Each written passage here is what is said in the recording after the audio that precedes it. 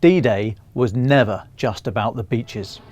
For the landings to have any chance of success, the Allies knew they had to convince the German High Command the action in Normandy was a diversionary attack, the main thrust to come elsewhere, across the Dover Strait into Calais, for example, the shortest distance from Britain to France.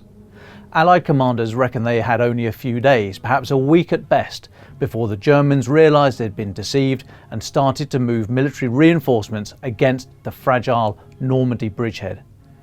Consequently, a number of SAS operations were launched into areas well away from northern France to attack logistic lines and slow down the movement of German reserves. One such mission, Operation Bullbasket, although militarily successful, resulted in the capture and murder of 33 SAS soldiers.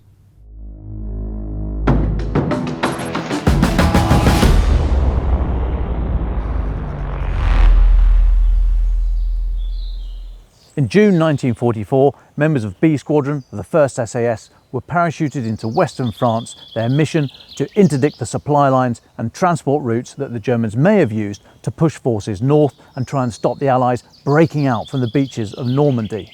Over a number of weeks, the men were so successful that the Germans realised they had to stop them. They discovered where their forest camp was in the Forêt de Verrières, and about 500 men on the morning of the 4th of July 1944, based around the 17th Panzer Grenadier Division, moved in. 30 SAS men and one US Army Air Force pilot were captured. On the 7th of July, they were brought here to the Bois du Guéron, where they were murdered.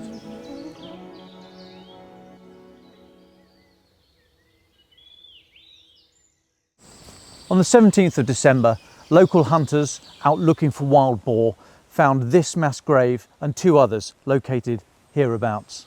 The men inside the graves had been laid on their side with their uppermost arm over their comrades. It's thought the British soldiers themselves placed their comrades in these positions before the last man was shot. The bodies were exhumed and reinterred here in the local village of Rome on December the 23rd.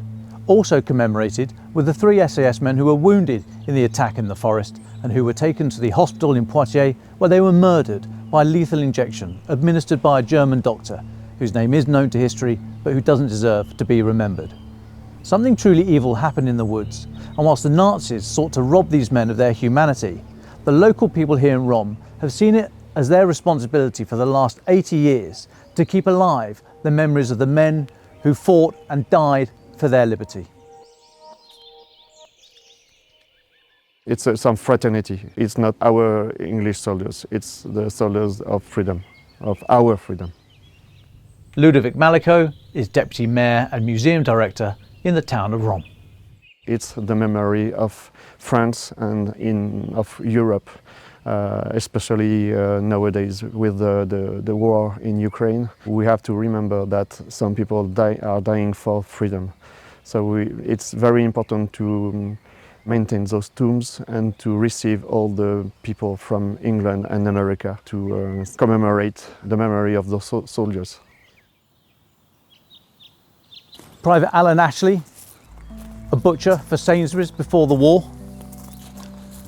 Private Gordon Budden, incorrectly listed as wounded and found in March 1945 in No. 8 Canadian Field Hospital. His parents had to be told later that that news was tragically wrong.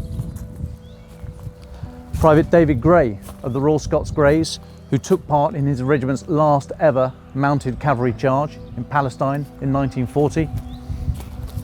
And Private Harry Hill, known as Busty or Ginty to his mates, an army boxer. He took part in parachute course number 111 Alpha in April 1944 at number 1 Parachute Training School at Ringway. His instructors described him as above average in performance, cheerful and confident. Not bad considering he'd been shot clean through the throat 9 months previously. Lieutenant Lincoln Bundy, a Mustang pilot of the 486th Squadron of the 352nd Fighter Group, United States Army Air Force, had been shot down and was making his way through the Maquis lines to Spain when he was with the SAS men in the forest when they were captured.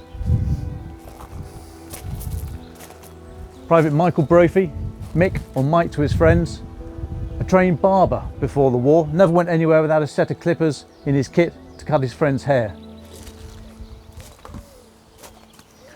Corporal William Allen, military medal. Bill Allen, as he was known, added 2 years to his age to join the Royal Engineers Territorial Army in 1933. He later retrained as a medic and in 1943 joined the Special Raiding Squadron. A year later, that reconstituted as 1st SAS.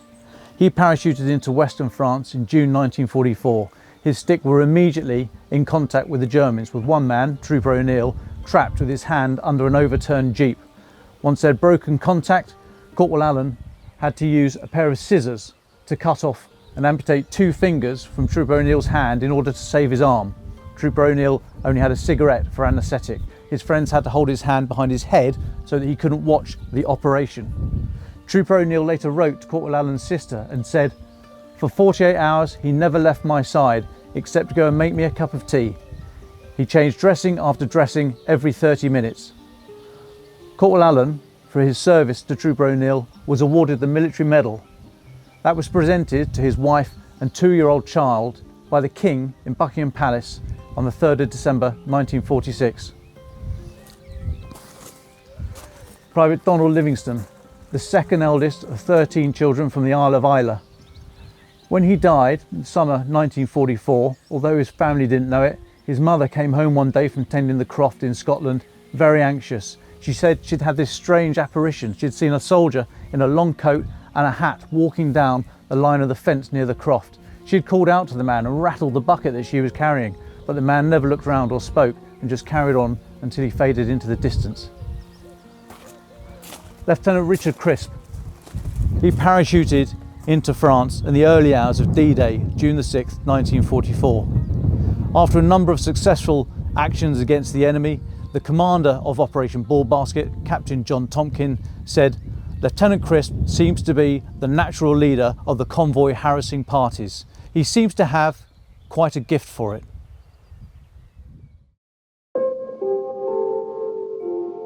Deborah Pitt served in the Australian Army. She now lives in Rome and is the standard bearer for the local Veterans Association. These soldiers were involved in a lot of activity to safeguard the Vichy line from moving further south. They were involved in a lot of sabotage within the area, and they actually became almost like family to some of the residents of this area. The fact that they could be buried and their graves kept here in Rome meant an extreme amount to the residents at the time, and even today it is still important to the residents. They're very proud that they can still take care of these soldiers. I understand you're a school teacher? I work at the village school, yes. What do you say to the children when they ask what these strange stones are? They're very different to the other graves here. They are so interested in things like this because they've grown up knowing that they have these important people here in their cemetery, and they do talk about it. When we have a ceremony, they're proud to be able to sing and to recite poems and things like that, not only for the British and Commonwealth soldiers, but also for the French soldiers.